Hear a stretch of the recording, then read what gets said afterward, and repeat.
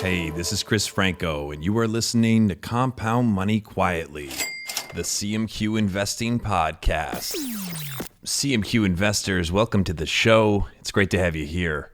In this episode, I'm going to share with you a tool that I created that has been invaluable to me as an investor. It has helped me avoid making poor investment decisions, and it saved me countless hours researching businesses that I would never want to have in my portfolio in the first place. I call it the Bad Business Checklist. And before I give you all the details as to what's on it and how you can use it, let me briefly tell you what inspired it. At the 1990 Berkshire Hathaway annual shareholder meeting, Charlie Munger noted that business schools would produce better managers if they taught what makes a good business good and a bad business bad. Hearing this gave me an idea.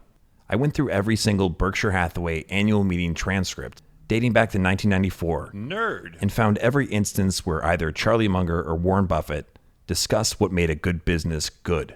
I made a spreadsheet where I wrote every single characteristic that was associated with a good business, according to Charlie Munger and Warren Buffett. And then in a separate column, I came up with the opposite characteristic. Inversion. I'm going to read you the list in alphabetical order, and then I'll provide a little bit more commentary before we wrap things up. I recommend you write these down so you can turn it into a checklist of your own. Here we go. 1. Bad business model. 2. Distribution is expensive. 3. Easy to replace or low switching costs. 4. Hard to understand.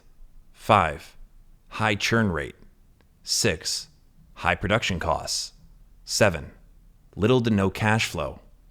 8. Low returns on capital. 9. The business is maturing. 10. No barrier to entry. 11. Poor reputation. 12. Poor past track record. 13. Relatively unknown product. 14. Requires constant innovation. 15. Requires lots of capital to grow. 16. Unethical management. 17. Vulnerable to inflation. 18. Weak brand. Warren Buffett's professor and mentor, Benjamin Graham, popularized the idea that a stock is a piece of a business. To be successful investors, we need to avoid bad businesses, but not just buying them. We want to avoid wasting time considering them. Before you can consider buying a business, you have to read the annual report. Read? Oh, God. Charlie Munger said, and I quote, "It takes a long time to read the annual report, even if it's a comparatively simple business, because if you're really trying to understand the business, it's not a bit easy." Warren Buffett added the following: "I would say that on average, in a business we're really interested in, even though we know what to skip, we're going to spend 45 minutes or an hour on a report. And if there are 6 or 8 companies in the industry, that's going to be 6 or 8 hours. And then there are the quarterlies. The way you learn about businesses is by absorbing information about them, thinking about them, deciding what counts and what doesn't, relating one thing to another. That's the job. You've got to understand the businesses. That's where it all begins and ends." You probably noticed that Warren Buffett said that they know what to skip.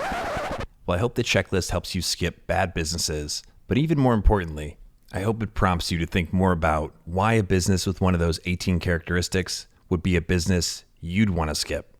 If you're interested in what makes a great business great, and you want to understand it with a little more depth than just this checklist, then I think you'll really enjoy episode number 22, which is titled The 5 Characteristics of a Great Business. We'll have more content about what makes a bad business bad in future episodes, but in the meantime, this has been Compound Money Quietly, the CMQ Investing Podcast. My name is Chris Franco. Thank you for listening. We'll talk soon.